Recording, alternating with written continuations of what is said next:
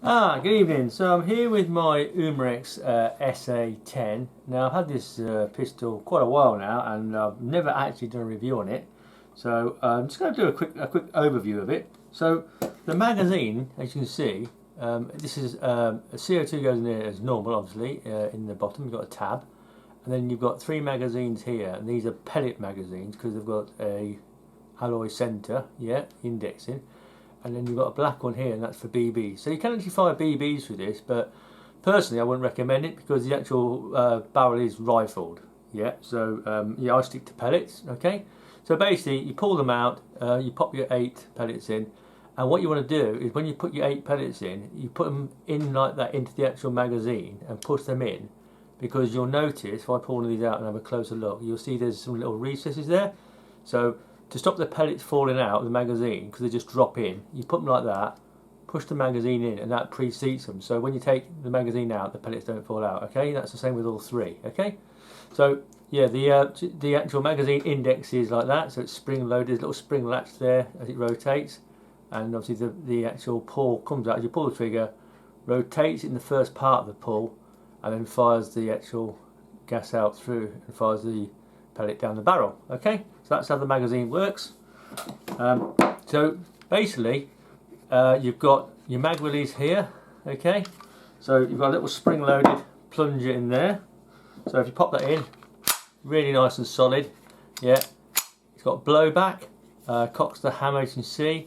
So it's got single action, so you'll see the trigger come back, it'll fire. So if I show you that, if I cock it again, you'll see the actual trigger come back to that position there, and that indexes the actual magazine and that fires it. And also you've got double action as well.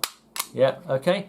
You can actually decock this as well. So if it's cocked, you can get the trigger, hold it, pull the trigger back, and then let the trigger forward. Okay, like that. So you can decock it. It's got yellow sights at the back, and it's actually got a black foresight, but I've put a yellow piece of bright yellow electrical tape on. I've glued it on to make a yellow foresight, which is really handy for the actual aiming. This pistol is actually field strippable. So what you've got here, you've got to take this blast suppressor cover off like that. Just unscrew it. It's a right hand thread. Take that light off like that. And what you've got your takedown lever here. You just rotate it like so, and then you can just take the slide off like you would any other slide. Okay, put it back together, exact reverse. Pop your guide in the front like so. Push it, pull it back over the top, turn your lever back again. So it's rearward facing, and that's it. This has got a really nice trigger. It uses the same magazine system as the Glock dual ammo. Unfortunately, the Glock dual ammo trigger is a lot heavier in its actual firing position there. We don't know why, because they're both made by Umarex, and Umarex really needed to make that better. Another useful thing I've found is I've managed to get JF Ramsbottom do an adapter, so you can fit a 1/2 inch UNF silencer on. So basically you screw that in place of the original nut like that.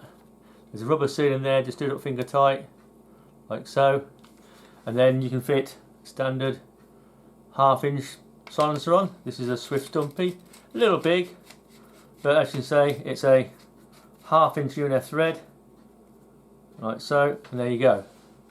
So and I'm going to try this outside and see if it makes a big difference. It made quite a difference with the Beretta, the 92 FS 8-shot rotary, and these silencer made a big difference to that.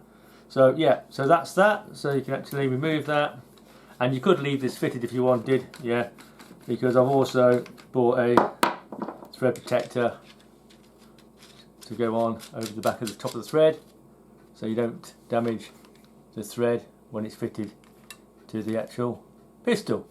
And if you don't want it on, just simply take it off like so, and pop the actual cover back on that it comes with. Okay, like so. So really nice, nice and weighty. Blowback's very nice on this. I will do a shooting review. I've had this about, I don't know, 2 or 3 years, and I've never, oddly enough, it must have slipped through the net. I've never actually got around to doing a shooting review. So we'll be doing an outdoor shooting review on this pistol. So yeah, it's not an actual replica of any particular pistol. It's got a rail on the bottom if you do want to fit a laser or a flashlight.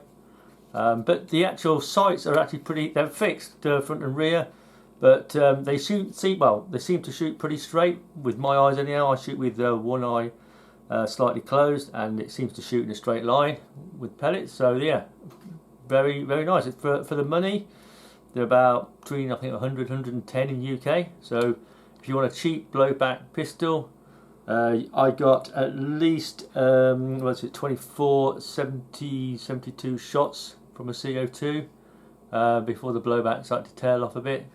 So yeah, pretty good on gas. The slide is fairly light, it's not particularly heavy spring, so the blowback, it's not using an awful lot of gas on blowback, which is probably why you get 72 plus shots.